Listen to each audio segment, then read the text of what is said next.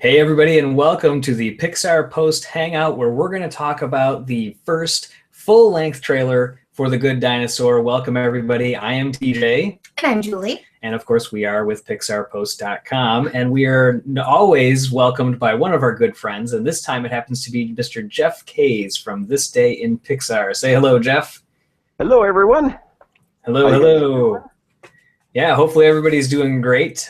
So Jeff, we always like to start out before we get going into the topic for people that may not be familiar with you, which, gosh, if they're watching this hangout by now, they probably are familiar with This Day in Pixar, but just give a quick little brief synopsis as far as what This Day in Pixar is all about for your site. Yeah, my site, I try to focus, I guess, on a couple of aspects, mostly being the history of Pixar and different events that have happened in their past. So whether it's the IPO or merger with Disney, film releases, just events like that. And then I think the other aspect is really trying to focus on the people and artists who make the studio so great. So I've had articles on their culture and maybe personal projects that some of them are doing. So. Yeah, absolutely. And you do also some fun stuff too, where you talk about like birthdays and anniversaries for some of the Pixarians. Yep. So that's always a great thing as well. So for anybody listening, This Day in Pixar also another great resource for Pixar news and historical news that's out there. So definitely check them out. So thanks for joining us, Jeff. Yeah, I'm excited. Yeah, absolutely. And a little bit of housekeeping up front as far as if you are watching this on our website and or on YouTube, you can ask questions right within YouTube. You can send us an email at info@pixarpost.com. If you're on Twitter, you can use the hashtag GoodDinoPP for Pixar Post, and we will be tracking that along the way. We're looking for any of your comments or questions that you have, your feedback and thoughts on the trailer. And then finally, if you happen to be watching along in Google Plus itself, we do have the question and answer panel open as well, so you can always ask a question right within that interface. Additionally. That's a lot. Yeah. But, we got to set the stage. We've got some good people out there, so definitely for some of the viewers out there, shoot us a quick email, text, or send us a comment and just say hello and let us know who's out there so that way we can keep an eye and let us know what comments might be coming in. But obviously, with the trailer that was out, just a little over 2 minutes, about 2 minutes and 16 seconds. 2 minutes and 19 seconds. 2 minutes and 19 seconds. To be exact. We very almost laughingly put out our 40th episode of our podcast yesterday. Yes, last night we were recording it. Yeah, last night we recorded it. We put it out around like midnight, 1 o'clock Eastern time. Yeah. And then this morning, it's getting downloads. People are talking about it, getting some good feedback. And then sure enough, the trailer hits at noon. And one of the topics that we talked about was, when's the trailer going to hit? And our prediction was 1 to 2 weeks. So I predicted the first week of August, so I lost. No, we didn't do so hot. Yeah. But we did have some predictions following what we were thinking within a week to two. Some people were thinking it was going to be D23 Expo. So really cool. Hey, I'm not going to complain that it came earlier than what I predicted. Right. That's better than later. Yeah, definitely. So let's just get right off the bat just a first reaction. So what did you think about the trailer when you saw it, Jeff? Wow. Watching it, it gave me goosebumps. I think I said that about one of the Inside Out trailers, but this one too just gave me goosebumps. And one of the first things I noticed right away was just how beautiful it was to look at. I thought the scenery and the environments were gorgeous and had that realism that just really shines through. I think John Lasseter did an interview where he said that it was going to be they were going to try to make the environments more realistic, and I think they really did a great job with that. Yeah, he talked about that a little bit at the Cannes Film Festival. Okay, yeah. And I also like that at least I think I got immediately you get the core of the story. It's these two characters that have to, it's sort of a buddy movie, but I think there's going to be a lot more to it. A lot more in depth to it. So I really like that, and I also really like the music. I thought the music was just perfect for it. Absolutely. There was a lot of comments about the music as well, and that's certainly something that we're going to talk about. But it's funny that you mentioned that you had goosebumps when you watched it, because John Lockdown, actually, that's his username, he mentioned it right in the comments on our site. He said, "This is just stunning. I had goosebumps for pretty much the whole trailer." So it seems it's what I love about the trailer more than anything else from my standpoint, and then we'll get your thoughts on it, Julie, is it really was something that I think shocked people. I think a lot of people were coming in like, okay, good Dinosaur, Inside Out, and we were talking about this ahead of time before we got started, Jeff, but Inside Out did so well. It's going to be a good movie, but is it going to be great? And I think this just really got people extremely excited for The Good Dinosaur.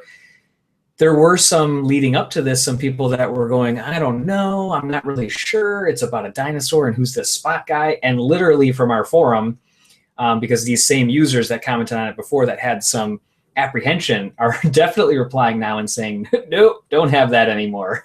There's a couple things that we'll talk about that people had a few quirks on. But overall, I loved it. I did think exactly the music was fantastic, paired perfectly with it. And definitely the environment stood out. The environments and the lighting, we're going to look at some of those screenshots and go through some of the trailer, but blew me away for sure. What were your thoughts on it?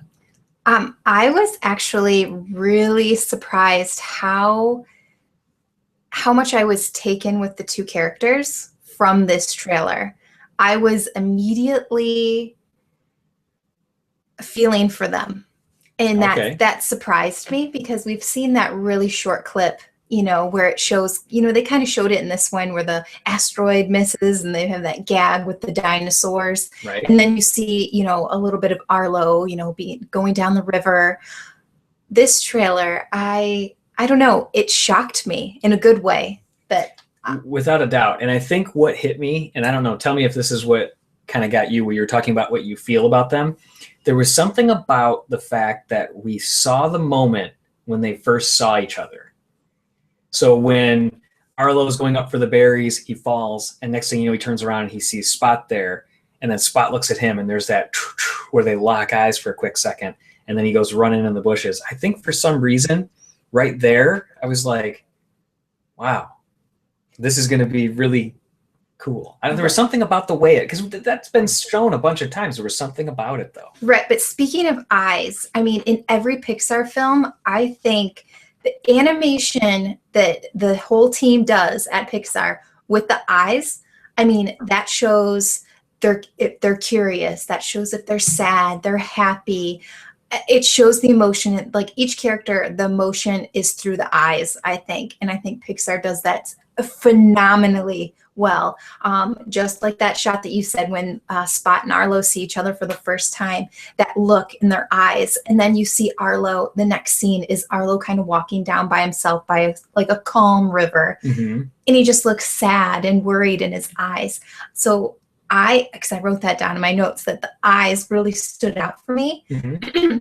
But the other scene that literally took my breath away and is probably going to be one of the most beautiful scenes I've ever seen in a Pixar film. Wow. And it is so short, but it is in the very beginning. It's after that asteroid gag. Mm-hmm. It's that rainbow gecko, that rainbow lizard. The salamander, yeah. Yes. Blew me away. Okay, so was it just that the salamander walks through the scene and then Arlo's foot comes in? Or what was it about it? It's the realism of that ground. It's like dirt and like mulch, kind of the way that the lizard was moving, and then the way that Arlo's feet, I don't know, it blew right. Well, me away. You're talking about it. Let's go ahead and just take a quick look at that particular part here, so that way we can see exactly what you're talking about. So we'll let this kind of catch up, but here's the moment that we're talking about. So you've got the salamander that walks in there, and Arlo walks into frame, and then he's that little trying to get the berries. That little scene literally blew me away. That one gotcha. Yes, that was my very first thing on my notes. Okay, and Jeff, did that come through? Okay, now this actually the screen went there it is. Okay, So yeah, I realized that one didn't come through. So let's just go ahead. Okay, so we've got the salamander walking, and then we've got Arlo and blowing at the berries. Yep. So This whole beginning, however many seconds we're into the trailer here, the realism and the beauty of these scenes, oh my gosh, that really, like you said, just takes your breath away. I love that scene with the leaves and the bokeh in the background. Okay, so you mentioned the bokehs. Yeah. You mentioned the bokeh. So for our viewers that may not be as aware of what bokeh is, fill them in on what it is.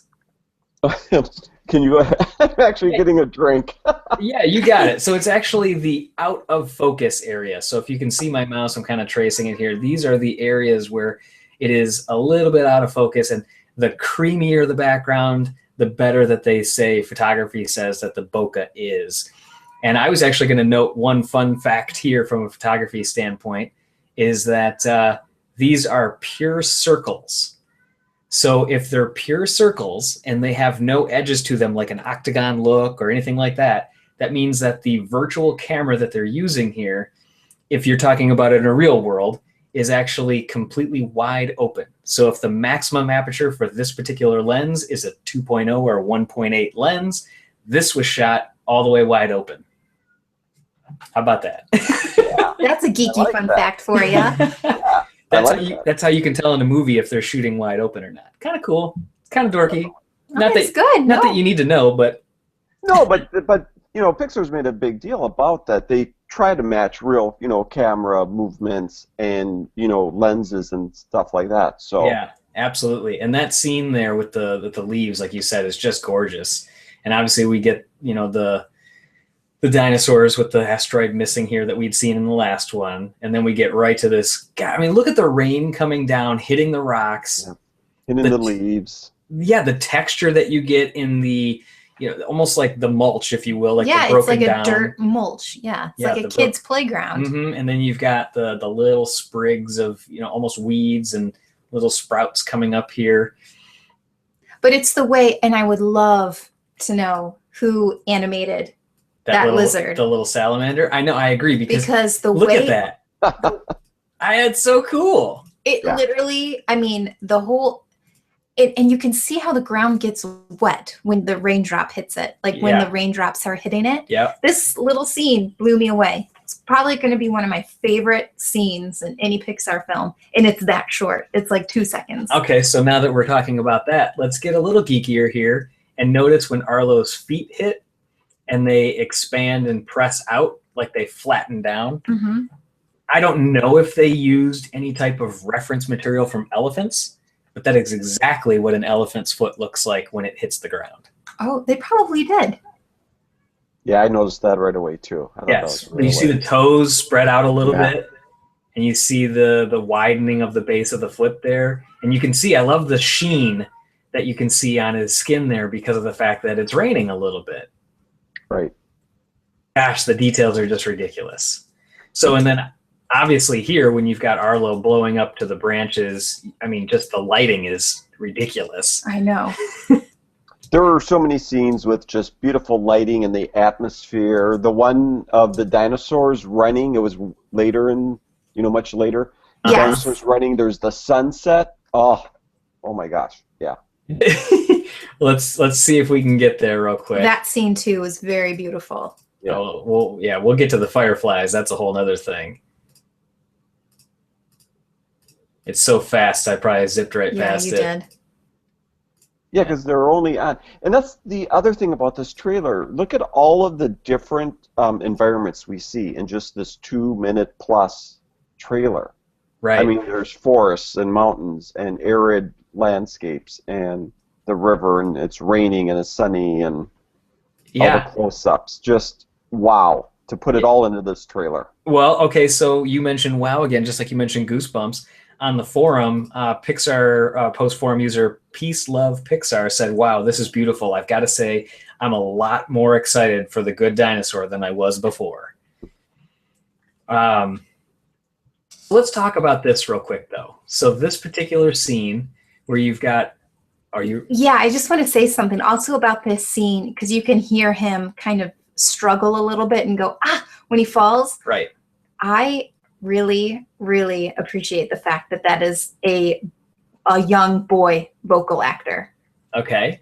I really I appreciate the change that happened with the vocal cast. And that's one of the things that Peter Sohn had talked about. Especially with Arlo.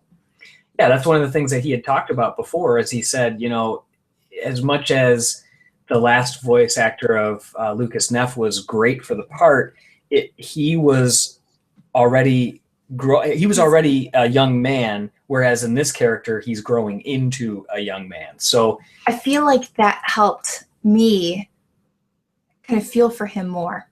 Yeah. And you didn't really hear him. You just kind of heard him like struggle. Right. I don't know if that's also being parents that you also think about that, but right. I don't know. Does it really make you, like you said, it puts you on their side, or you really feel for them and their struggle that they're going to go through? It seems like this will be almost a survival film, right? That without a doubt. Yeah. And it just puts you, rooting for them or understanding what's at stake here. Right. So we'll zip up here, and then obviously our first look at Spot, which he's had some changes from even a couple of years ago, but I'd say he's pretty close to what he was. Whereas obviously we saw and we talked about before with the last trailer that scale changed a little bit, the difference in size between Arlo and Spot, where they're not as drastic as far as the difference between the two of them. And I like the fact that he's caveman-ish. So when he sees him here, you'll see his nose kind of widen out a little bit, like he's almost giving him a sniff. Yeah. Like he's like, hey, I got to get his scent over here.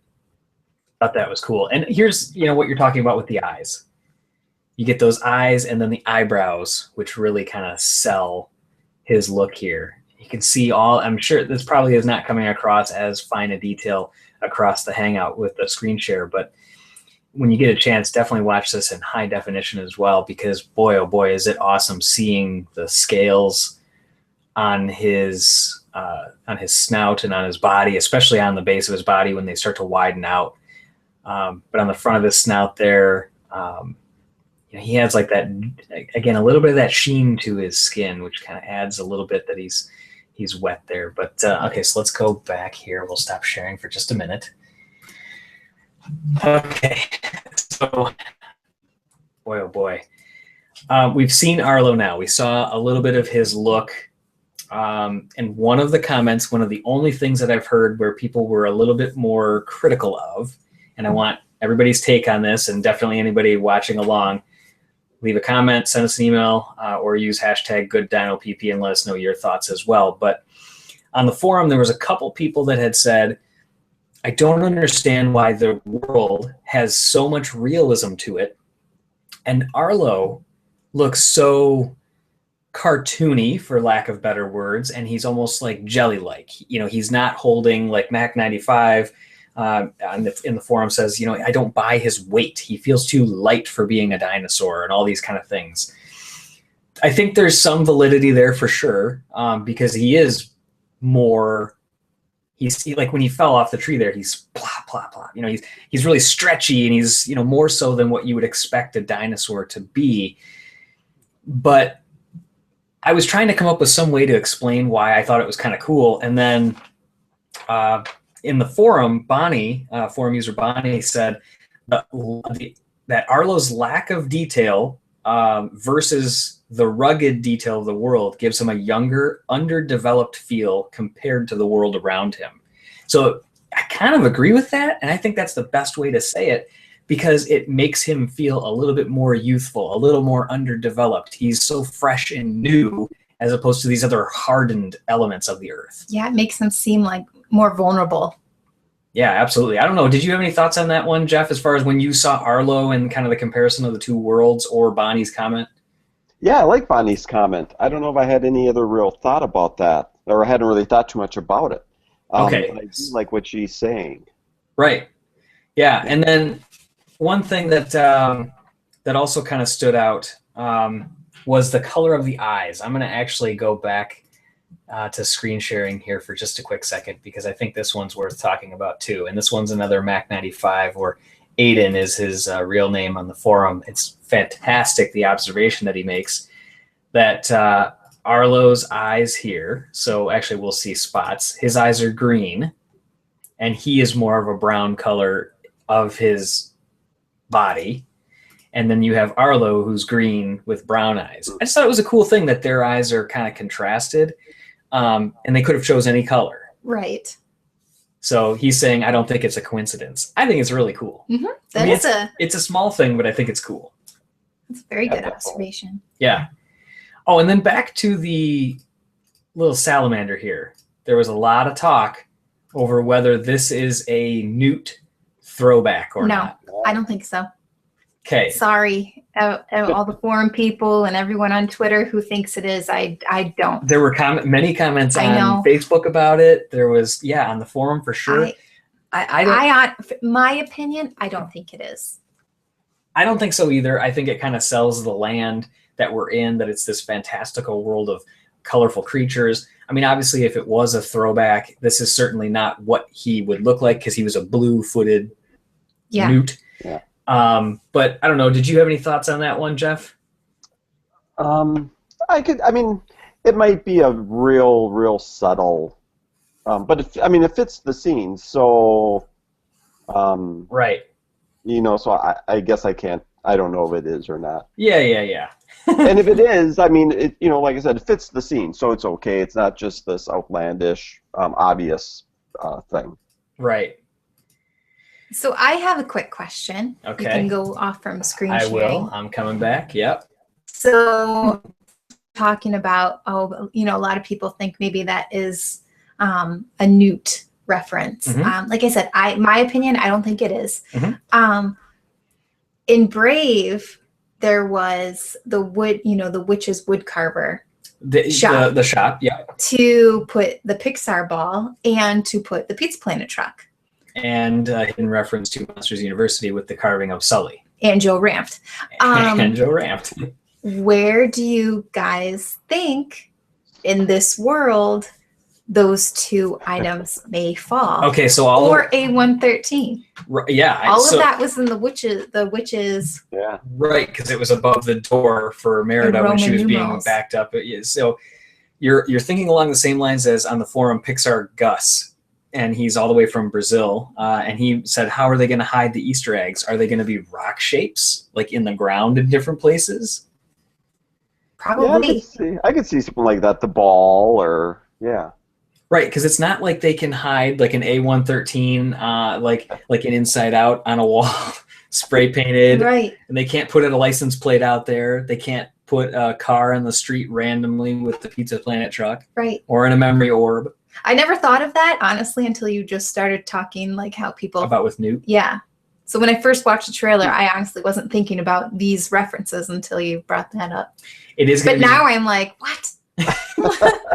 It is going to be very interesting to see how they're going to handle the Pixar ball, the Pizza Planet truck. Because, obviously they found a way with her carving the Pizza Planet truck. And she had all the other carvings of things. Right. So... be interesting. So it could be drawings on a wall or something, or... Oh, I didn't even think about that. I bet you're right. Yeah, cave drawings, because we already saw that there's the hand. Yeah, like our shirts we made. That's right. Well, that you made. Yeah. Very cool. So yes, I like that. Very smart, Jeff. Very smart. It kind of reminds me of in Monsters University when they go to the scare games and they pan that wall and it's almost like they got the chalk. The toxicity challenge. Excuse me. Yes, absolutely. Okay, so you mentioned that guy. I'm looking at my notes here. I'm going to go back to a screen share because there's another part that I want to talk about. There's so much to talk about visually here that it's... Can we talk about the taglines right there? Yeah. I think that also really has an impact on at least the emotion I felt about it. Right, so we have the first one is a single moment can change history. And then a single kindness can change everything. Change everything, yeah. Just love that, a single kindness. Right. And what's funny is on Pixar's Facebook page, people were chiming in like, now, wait, we got some grammar experts. They were over there going, I shouldn't it be a single act of kindness? There's a verb that's missing. Oh, no. Yeah. And then there was also comments out there that was like, please tell me that there's like someone that's crazy out there that didn't realize that humans and dinosaurs didn't exist at the same time. And everybody's like, well, first off, the beginning of it points out that the asteroid missed the Earth. Therefore, Right. Yeah. Yep. Okay, dude, I get it. This is just this shot is ridiculous. How gorgeous this is. Oh my gosh. I mean, this looks like this gives me the total vibe of where Merida and Mum Bear are fishing on that morning scene. Yes. Yeah. And I just can't wait to see more of these rivers and rapids that we're going to experience. Right. So yeah, I like the white foam in the water. yeah, the little bubbles. Mm-hmm, yep. Yeah. Helps all sell the movement of it for sure. And the shadows of the rocks. Like, I'd love to know what lights were used in that scene. Mm-hmm. Or how many lights, because Yeah. you're seeing those rocks and there's shadows there. Right. Yeah, you've got all these awesome like little highlights on the edges of all the rocks throughout. Yeah, so are there lights under the water? Can they do that? Like, I don't know. Of course they can. Yeah, but I wonder how it's done. Like, I'd be curious. I like that. I want to know that too. That's an effects question right there. Yes. You know what I like about this shot? To me, this shot is all camera angle. I love this. I love it's something that's been done in cinema for a long time, but I love the realism here of that. You've got him pushed hard on the scene. You've got him slightly obstructed there by the tree, and then he walks into frame. And then, just like we learned about if you listen to episode 40 of the Pixar Post podcast with our discussion from Inside Out with Angelique Reich, she talks about guiding the viewer's eye here, and boom, look who is directly in the light. Even though it's modeled light, look who's right in the light. So your eye goes right to Arlo as he moves along the path there. But I just love that, how the camera slowly pans right. You see the worry in him. Yeah, I was going to point that out again, like Julia was saying, with the eyes. Yeah. Yes, I feel like the eyes really are the star. I mean, with the realism of the environment as well, but the eyes really tell the story. Yeah, let's also talk about, watch Arlo's right leg here. He's clearly got a limp. Yeah. So he's limping throughout this. So, I mean, like you said, Jeff, it's a survival story. Yeah. In this scene, I also liked how the clouds frame Spot. Of course. Yep. That's genius. I almost feel like this moment is going to be a very pivotal moment right here. I think, yeah, well, I think this is where they finally stop running away from each other, or where Spot stops running away, and he's like, all right. And, oh. I have a question from somebody. All right. Let's see. Let's see what we got. What's our... So, Intro 7, she asks what do you guys think the message of the film will be?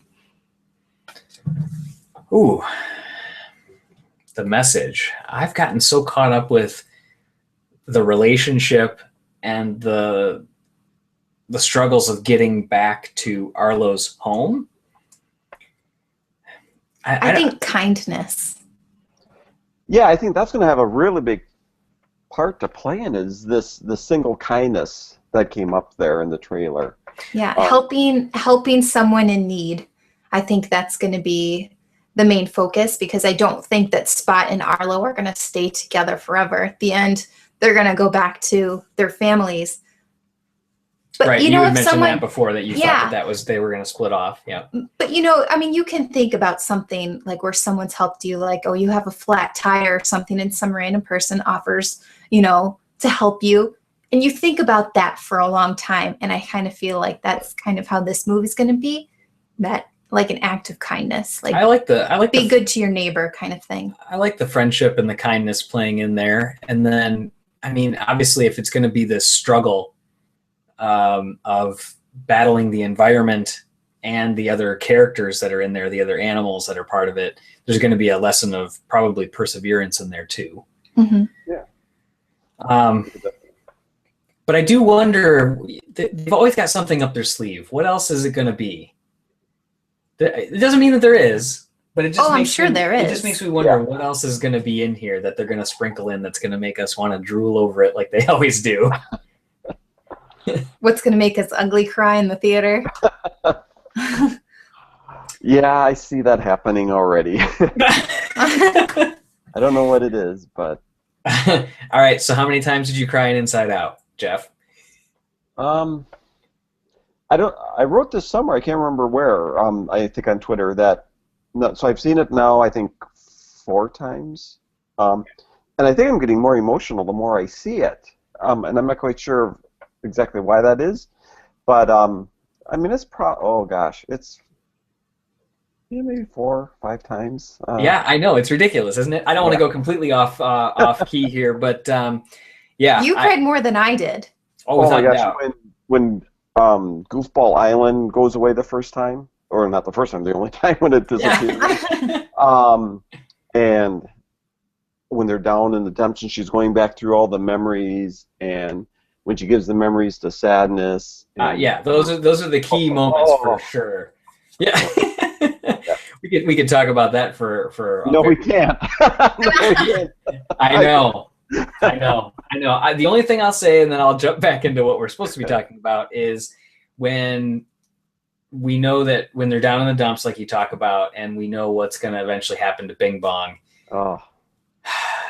I literally was saying to myself, I was like, I needed to be held. I was like talking to myself, and I'm like, no Bing Bong, no Bing Bong, no, don't do it, no Bing Bong. Like, that's when you feel your throat burning. Yeah. Oh.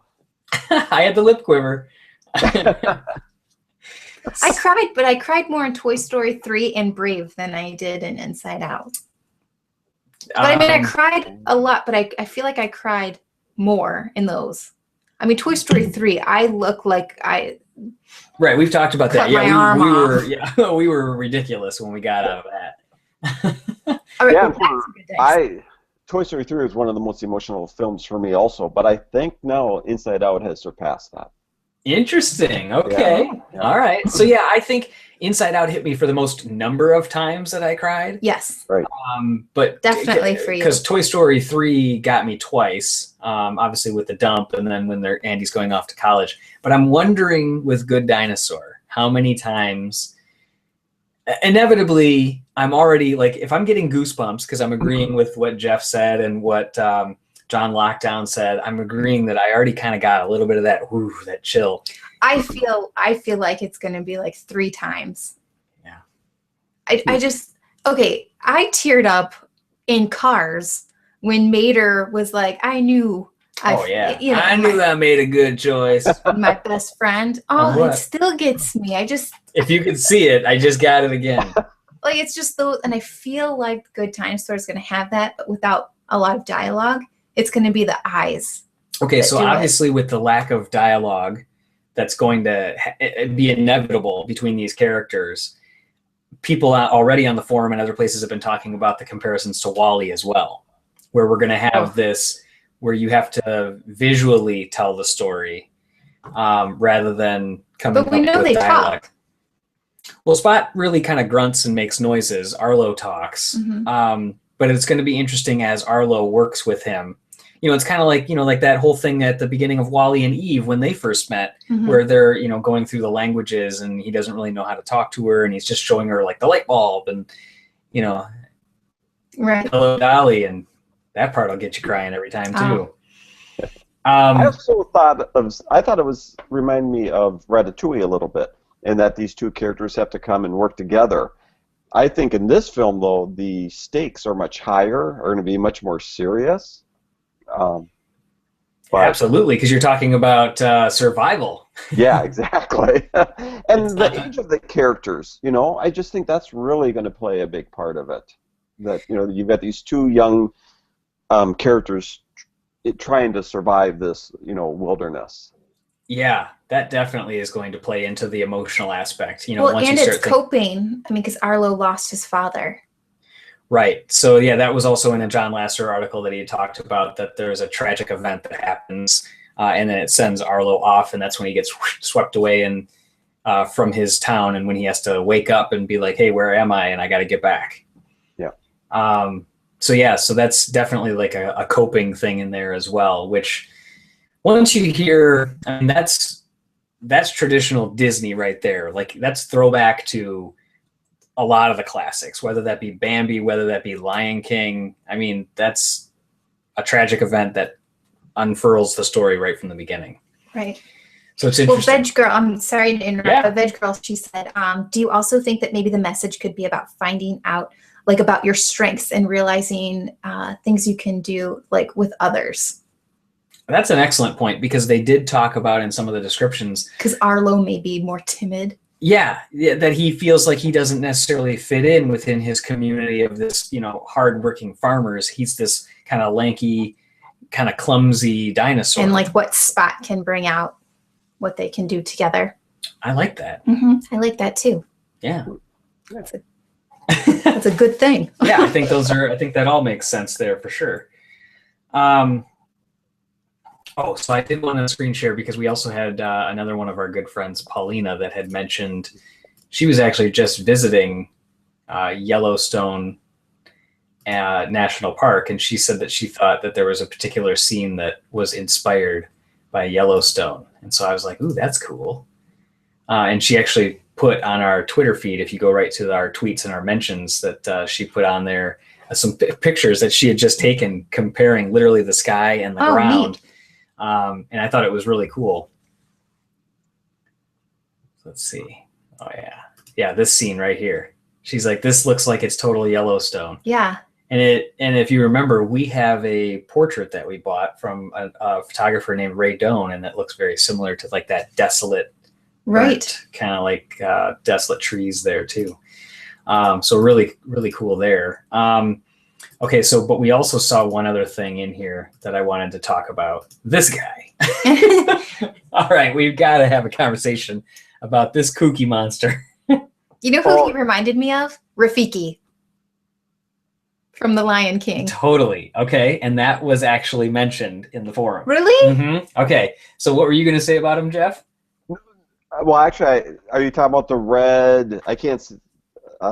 The video's not coming through right now. Oh, so. Okay. Let me go ahead and try to restart it and see if that would that'll help it at all. And let me know if you can see this if it comes through. Oh, there we go. Okay. Yeah. Let me cue it up again. So yeah, this guy. This. What is this? Yeah. I'm still. I mean, I've watched this now a few times, and looked at this scene. It's like, what? Yeah, I don't know. I do not know what this is. Right. So the one thing that I think is really cool about him, and this is talked about by other people too, is you've got like this, like the almost like white birch tree look, and this character, if you look at like the plate of his horn up top there, it looks like it's just dead onto those trees. So he's probably going to be like coming out of they're not going to see him at first. Right. He's going to be camouflaged. But his eyes look kind of kooky. Like, I just feel like he could be like a wise old kooky grandpa. Well, that's the question I ask in the forum. Is he a leader? Is he like this guy that's in charge, like a Rafiki, but yet goofy? Or is he legitimately just crazy kooky? Yeah, I don't know. I'm going to go latter. You're going to think just crazy kooky? Yeah. All right. I love it. Because I can't place it. But it's interesting. What makes me think that he is kind of like some Lord of the Forest, if you will, is because he's got all these other animals on top of him here. Mm-hmm. And is that just happenstance because he looks like a tree that they happen to be on him? Or is he like, there's no way all these people would be all together. They got to know who this guy is. And is that like a fennec fox on the left? Oh, this with the giant ears, okay, so like if you were looking like straight at the picture, the left-hand side, the left horn to the left of him, yeah, it does kind of look like that. I mean, you've got all kinds of things on here. You've got veiled dragons, you've got an owl, you've got whatever this thing is, another red bird here. Yeah, this is definitely this. Like, as soon as I saw this, I'm like, okay, somebody needs to tell me what's going on here. Because this guy's intriguing. I think he's going to be a really cool kind of like wise moment. Somebody else mentioned Rafiki or Yoda. Oh yeah. Like, is he going to kind of have that? So, and he camouflages much like Indomicus and Indomicus. What is it again? Indomicus Rex? No, Indominus. Indominus Rex. Yes. I was waiting to see the raptors and the motorcycles and Chris Pratt, but I saw a couple people joked about that. no, so cheesy. Okay, and then let's talk about the Firefly scene. This scene was definitely shown at the Cannes Film Festival because this was something that everybody talked about, is where Arlo is stirring up these fireflies. An amazing Spot with them. And you can actually hear Spot's voice for the first time here where he says, you know, wow, as you hear Arlo do kind of the same thing. But just... Yeah, look how he moves through that, his foot, you know, his feet as they go through, as it goes through the grass, and his tail swooshing over it, and we'll go back a little bit. Yeah, you can see just all the grass moving there. This is almost like it's like they used like a Sully's fur kind of look, like how thick and dense that grass is and how much it moves with the wind and everything. Yeah, and actually Twitter user and Pixar Post Forum user, Ultimate iPad Expert, he said that I feel like the cartoony nature to Arlo makes sense in making him more childlike. Okay. And it really shows in this scene. Yeah.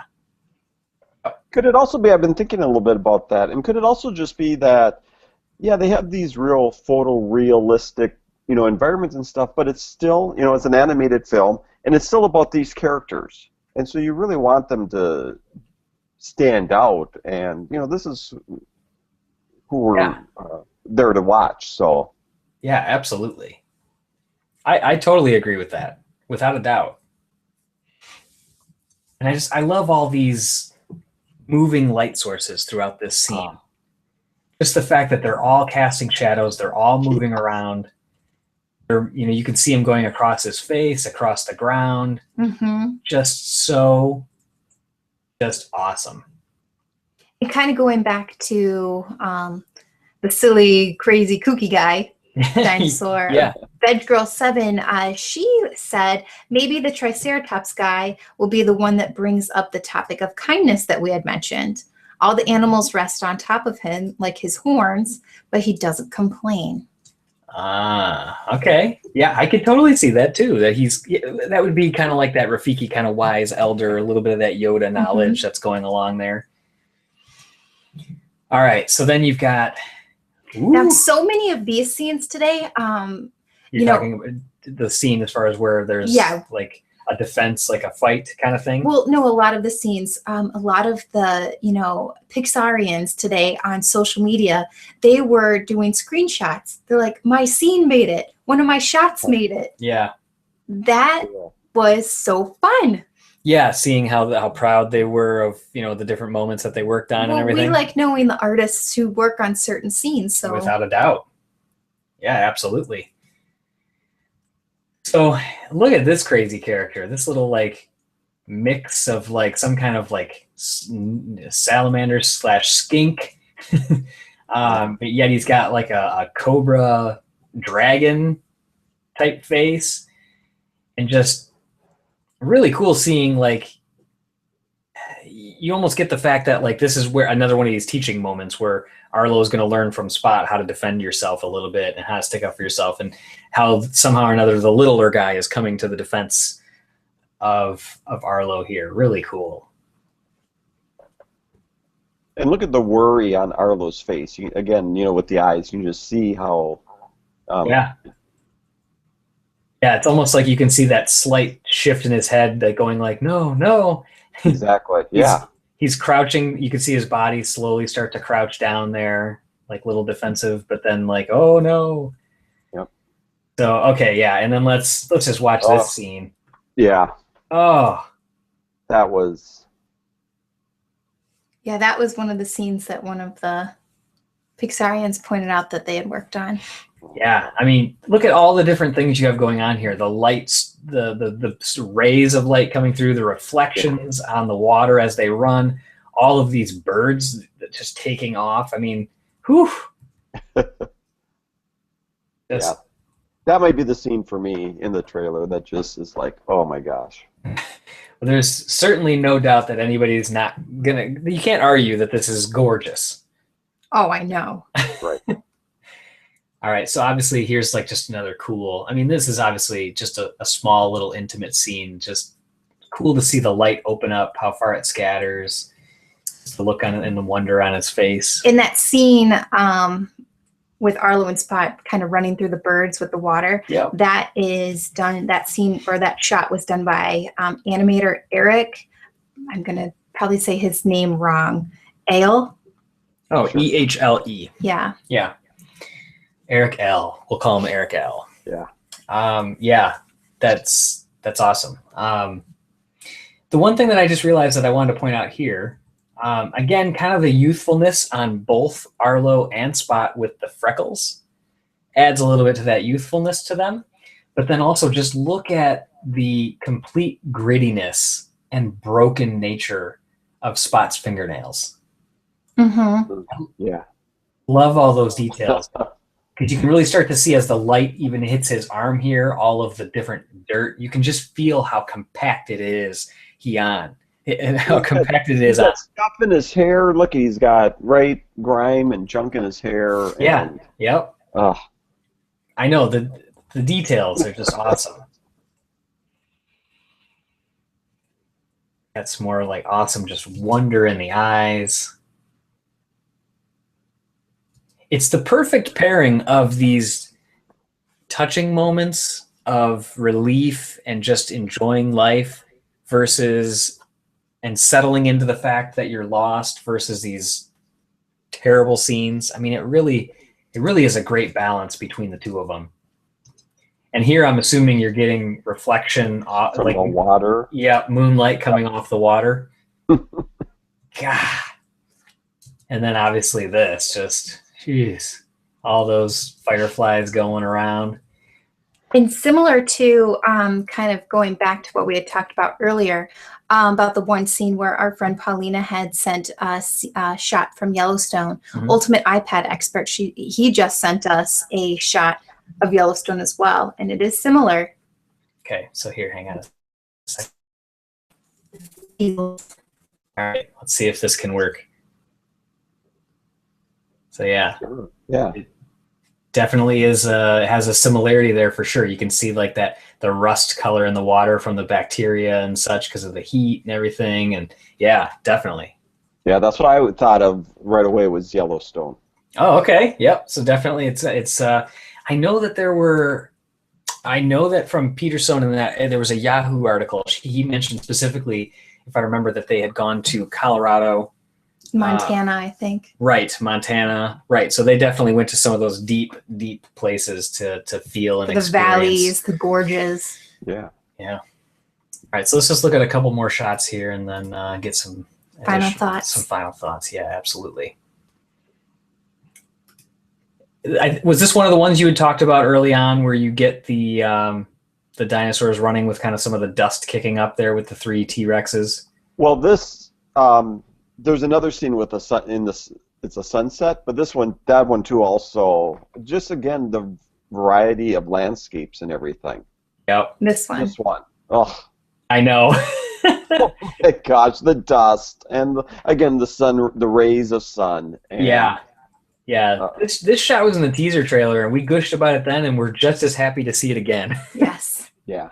This is the epitome of what you want for a Western sunset or even like an African sunset. When you think of those like iconic pictures of those locations, silhouette of it, color. Oh my gosh. Yeah. I love Spot's wet hair. Yep. Mm-hmm. And then obviously, and talk about throwback to Jurassic World. I was freaked out when these 2 pterodactyls start coming towards Spot and Arlo. Yeah, this is the first time that we're seeing, I don't know which one, I'm assuming the guy on the right that has more of a blue tone rather than a purple tone is Thunderclap, voiced by Steve Zahn. I'm believing that's who that would be, or he could be a different one. But yeah, it's our first facial look at the pterodactyls. Definitely The yellowness to the eyes to add to that menacing look that they do. Really cool. Again, just look at this awesome like GoPro style camera work here. Yeah. Right underneath, just trailing slightly behind that. You got the claws coming down. You can just feel the pressure of it, and you go, "Oh no!" Just God. Yeah. And then so he's giving him a little bite here, and it's making him yell. That's just so take them out of there. Take the two characters out of there, and this is a picture perfect scene that somebody could have in their house. Yes, it is. Yep. Now, granted, you'd be like, "Whoa, that's a lot of buffalo," but that's that guy. And I just love on the rocks up front where you can see like the white on the edges. I mean, these are all like those details of those rocks that are recently kind of hit and wore down. Just love it, love it, love it. Well, then this scene with the water. Oh. Yeah. The rage. Yeah. Yep. Raging the whitewater rapids here. Yep. Just camera going straight into it. You got the viewpoint, then you're coming across. Oh my gosh, I cannot wait to talk to the effects team. Oh God. I mean, just everything that we're seeing here. And just even look at as they go through here, like you can see, again, if you see this in high definition, all those fine details in those purple kind of lilac-y foliage on the ground there. Just all of the details in the rocks, in the landscape. And I like it's almost like they're having a fun moment here, but the way that the clouds are so dark at the top and the land is so dark at the bottom with just that little shaft of light, it's like even though they're having this light moment, you're not out of the woods yet because life is still compressing down on you. It's still so heavy from both directions. Oh, I like that. Yeah, yeah. I really love that. Like you could just see all those layers. And we've seen those skies, in real life. It's just Veg Girl 7, now that we've watched the trailer, yep. She is asking our opinion on what we think the roles of the pterodactyls and the T-Rexes will be. All right, so hang on. Before we get to that, one more thing. What is going on here? I think it's a sad moment. Well, they're doing like a little like howl. Are those, those are graves, right? Oh. To me, that looks like right in front of both of them. Right. Oh, interesting. That's what they look like to me. Interesting. I didn't know if this is like a learning moment where like Arlo and Spot were trying to communicate with each other. Like Arlo was saying like, his family are like those tall ones. They're like the farmers, and he was maybe like scraping through the dirt. But definitely, now that you say that, yeah. Well, and just look at Arlo's eyes again. There just seems to be this, Well, yeah, and there's that definitely like I just got chills when you were saying that because I didn't even think about that. That's awesome. I think he's just sad missing his family. Okay. Yeah. Again, just like this right here. This reminds me of that gorgeous shot that everybody freaked out about from Monsters University. Oh, that you freaked out. Well, yeah. No, in the camp scene. Yeah. Yeah, we had people that actually, it wasn't just me. We had somebody actually email us and ask us like how they can get a super high resolution image of that because they wanted to print it. Right. They're like, I need this as like a canvas in my house. But yeah, just again, like you're talking about with Jeff with the atmosphere here, you see just like that mist coming off the water. My God. Oh, hang on. One more thing I just noticed. So you see like the ledge on the left-hand side here, just as it pans out, just watch, you can see again, like the moon reflections of the water on the bottom here. So we also, just as far as Easter eggs, as I think about it, we do have a couple more opportunities as I see here, not only in cave paintings, but in sand, there could certainly be. And then it could be a little bit of a throwback to a Toy Story 2 where the Luxo lamp was outlined in a constellation, there could be some stuff in the stars too. Yeah, definitely. So we're gonna have to keep our eyes peeled on all of this. But yeah, okay. So let's we'll stop sharing here, and then. So what was the question was from Veg Girl? It was about what do the pterodactyls and the T-Rexes? What role are they going to play? Right. Are they going to be antagonists? I think they all play. I think they are antagonists just as part of the overall grouping of the land, of the animals, of all of everything together. I don't know. What do you think about that, Jeff? Yeah, I thought I read something that said that the antagonist of this film was really the environment that that they're trying to survive in. So I agree that the other dinosaurs are just a part of that environment, and what you have to get through to survive. Right. They're obviously going to play somewhat of a role, though, because they're in groups of 3, the pterodactyls and the T-Rex group, and we know the name of 2 of those characters because they've announced the voice actors. Right. So they've got enough lines that they're going to have enough of a moment. It could be like, I mean, we talked about this on the teaser trailer when that was out as well. Like, it could be one of those, like, Bruce. Chum, yeah, exactly. Like an anchor. It could be like them, like they're kind of like just like a comedic outtake. That's true. I think that's more of the T-Rexes that could be the comedic outtakes. I feel like the pterodactyls are legitimate. Scary because their eyes, the yellow of their eyes. Mm-hmm. It reminds me of the eels in Little Mermaid. Right, because they have those yellowy eyes, don't they? Yeah. Yeah. This is also good. So I'm taking away from this, though. I think the biggest thing that I didn't think about is if they are graves. If you're right on that, Jeff, that one got me because that's a moment that you could see yourself crying at. Exactly. Yeah. Yeah. And Kyle had said, "Do you think this is going to be like the next Land Before Time?" Forget about that. I cried my eyes out when I was a kid seeing that. Yeah. Well, I wasn't really that young, but I need to see that one again as a refresher.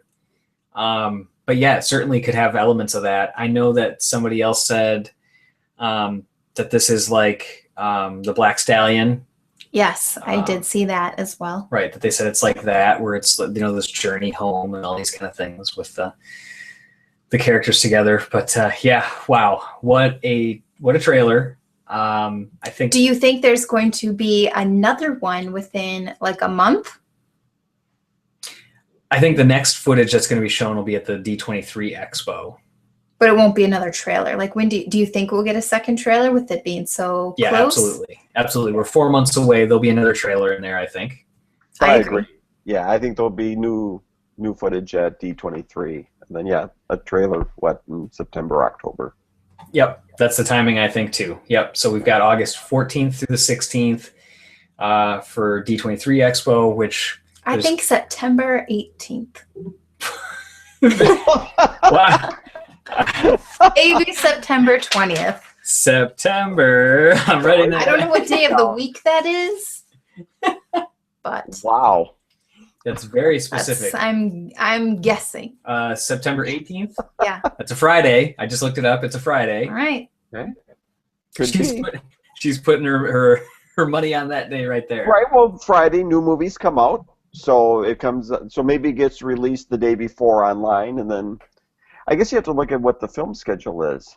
You think it would be attached to maybe to another Disney film. So that's true. Yeah. Gosh, I don't even know. And it was talked about in the forum too. They were talking about films that are coming out. They were mentioning Peanuts. There was a couple others that were thrown out there as well. Really, there were 3 films this year that I was looking forward to. 2 were dinosaurs. 1 was Inside Out. Yeah, just boy.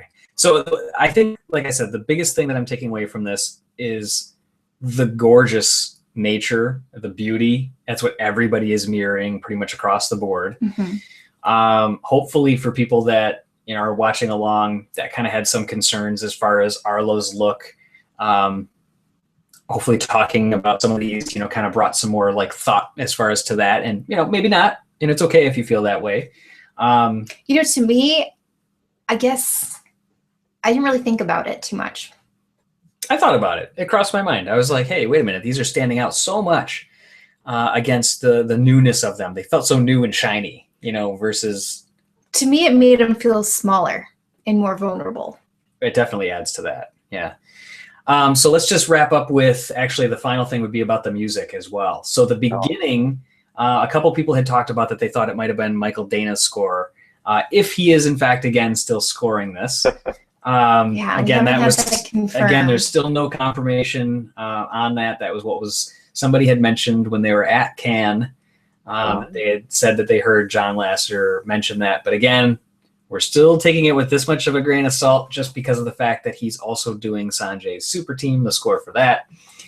But I don't believe, and I would be pretty confident to say that the music that was before the Of Monsters and Men song, Crystals, that would be more just a trailer music that's made for being trailer music kind of thing, like what they did for Inside Out for the first couple of those.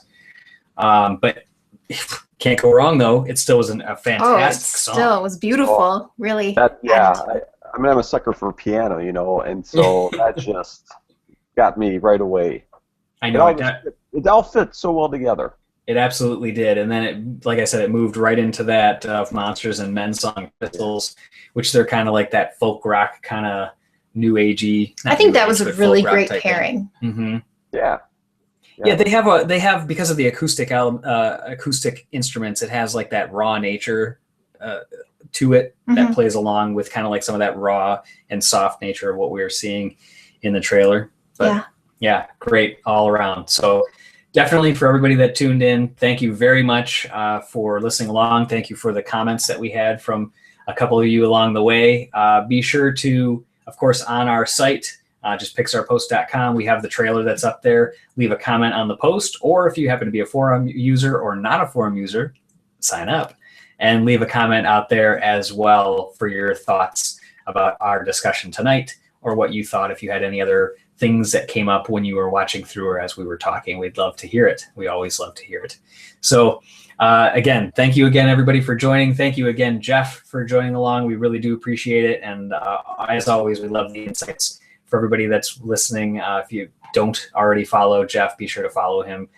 His Twitter is @thisdayinpixar. And of course, the website is thisdayinpixar.com. So thanks again, Jeff. Yeah. Yep. It was fun. Absolutely. So again, to everybody else, signing off as usual, I'm TJ. I'm Julie. And be sure to stay tuned to pixarpost.com all week for the latest Pixar news. Bye-bye. Bye.